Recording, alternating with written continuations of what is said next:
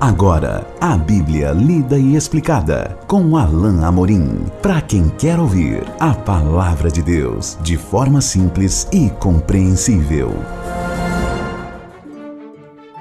Olá, querido ouvinte, querida ouvinte. Estamos de volta com mais um programa, a Bíblia lida e explicada. Eu sou o pastor Alain Amorim. Nós continuamos hoje o nosso estudo no Evangelho de Marcos, no capítulo 8.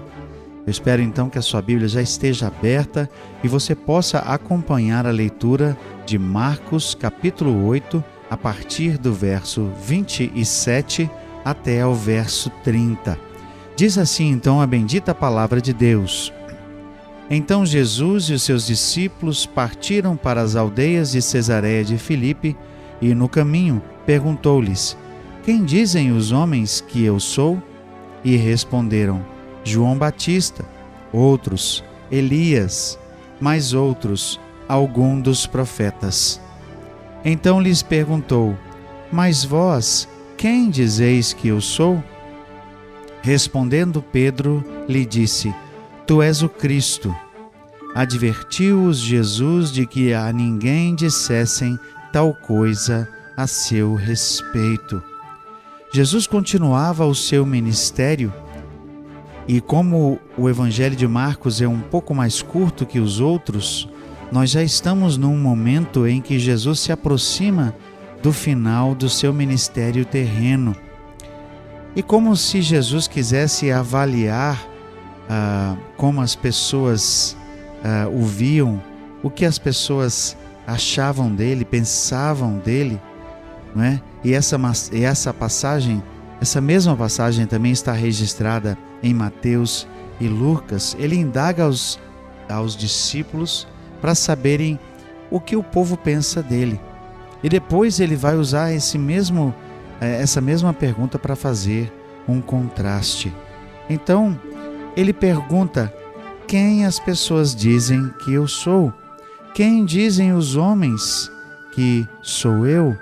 Como nos diz aqui no finalzinho do versículo 27. E os discípulos então passam a responder a pergunta na visão do povo, ou seja, o que o povo dizia que Jesus era.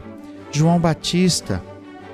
Alguns acreditavam que Jesus era talvez um renascimento, ou era o próprio João Batista, não é? Talvez os mais equivocados, talvez aqueles que pensavam que João Batista tivesse voltado à vida, como o próprio Herodes pensou.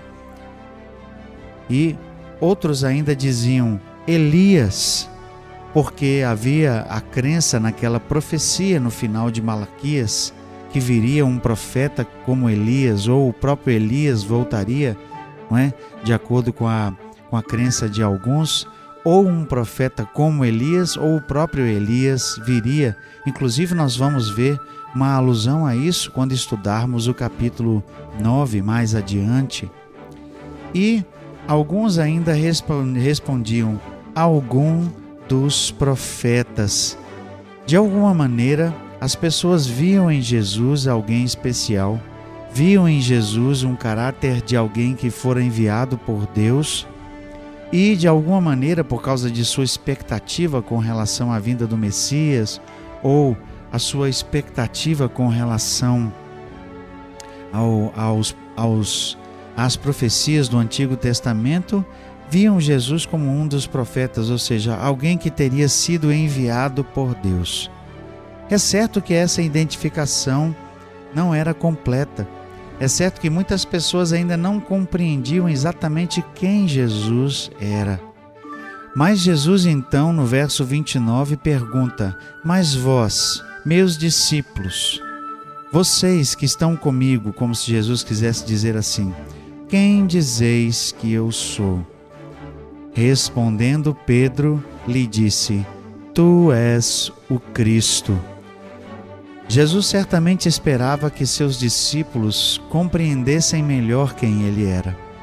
Ainda que nós vejamos os discípulos aqui ainda titubeando na sua fé, e como já dissemos, é o evangelista Marcos que mais percebe isso, ou pelo menos que mais escreve sobre isso, embora isso seja a realidade, Jesus certamente esperava que os discípulos já tivessem uma boa compreensão de quem ele era.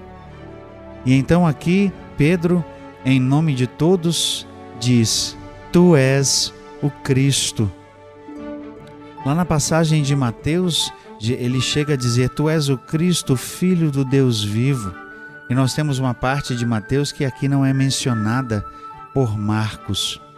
Mas o que Pedro responde aqui e é registrado por Marcos de forma sucinta, nos permite entender que os discípulos tinham uma compreensão de quem Jesus era. E essa compreensão aqui é suficiente. Tu és o Cristo, ou seja, Tu és o Messias. Eles já tinham suficiente evidência para afirmar que Jesus era realmente o Messias, que ele era o enviado. Os discípulos já criam em Jesus como aquele que viria. Eles já sabiam que Jesus era aquele que eles estavam aguardando, já criam dessa maneira. E por isso Pedro responde, falando em nome de todos: Tu és o Cristo. Eles tinham uma compreensão de Jesus, como eu disse agora há pouco, já suficiente, mas certamente essa compreensão ainda precisava de alguns detalhes. Essa compreensão, ou melhor dizendo, a essa compreensão ainda faltavam alguns detalhes importantes. E é por isso que Jesus, então, os adverte, como nos diz o verso 30, advertiu-os Jesus de que a ninguém dissessem tal coisa a seu respeito. Por que será que Jesus deu essa ordem?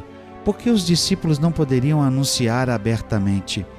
É porque os discípulos ainda não entendiam, mas Jesus sabia muito bem que ainda faltava um tempo para que todas as coisas se cumprissem.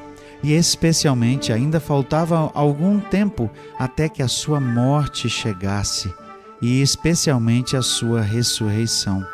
Somente após esse evento singular da sua morte e ressurreição é que os discípulos então poderiam propagar, poderiam dizer para todas as pessoas que Jesus era o Messias. Ainda faltava a morte e a ressurreição. A obra de Jesus não estava completa. Se ele permitisse que os discípulos anunciassem para todos, antes da cruz e antes da ressurreição, que ele era o Messias, a obra não seria completa. Jesus sabia disso. É por isso que ele dá essa ordem, para que eles não dissessem a ninguém. Ainda não era a hora, ainda não tinha chegado o momento. Nós não podemos nos esquecer que foi lá na cruz que Jesus disse: está tudo consumado. Aqui nesse momento ainda não estava. Aqui nesse momento ainda faltava coisas para Jesus fazer.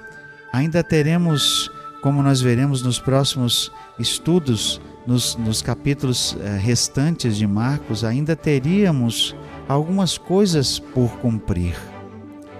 Então Jesus precisa que os discípulos tenham também uma compreensão completa.